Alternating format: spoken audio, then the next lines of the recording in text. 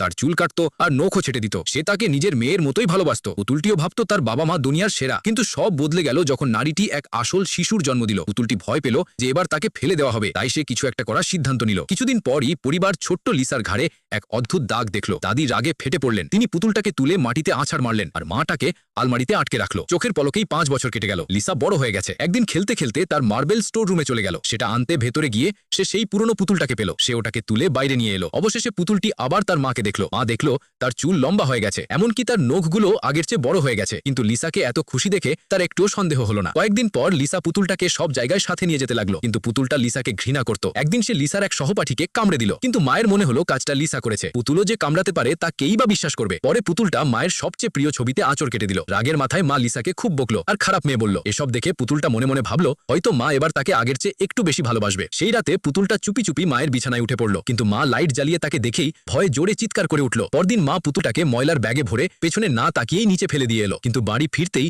সে কারোর পায়ের শব্দ শুনতে পেল। গিয়ে দেখলো পুতুলটা আবার মেঝেতে বসে আছে। রাগে সে বেলন তুলে তার দিকে ছুটে গেল, কিন্তু পুতুলটার একটুও চোট লাগলো না, কারণ সে তো আসলে লিসার বিছানায় বসেছিল। তখনই মা বুঝতে পারলো যে মেঝেতে যাকে সে পুতুল ভাবছিল সে আসলে লিসা। পরিচ্ছন্নতা কর্মীদের দেখে সে ঘাবড়ে গেল। সে দৌড়ে তাদের কাছে গেল আর জোর করে পুতুলটা তাদের হাতে ধরিয়ে দিল। ঠিক তখনই একটা জোরালো অ্যালার্ম বেজে উঠল। মা বাইরে ছুটে গিয়ে দেখলো ময়লার গাড়িটা নষ্ট হয়ে গেছে। পরিচ্ছন্নতা কর্মীরা তার ভেতরে আটকা পড়েছে। ভয়ে ভেতরে উকি দেওয়ার সাহস তার হলো না। তখনই লিসা বাইরে এলো। পুতুলটাকে সে শক্ত করে জড়িয়ে ধরেছিল। মা এবার বুঝে গেল যে এই পুতুলের হাত থেকে সে আর কখনোই মুক্তি পাবে না।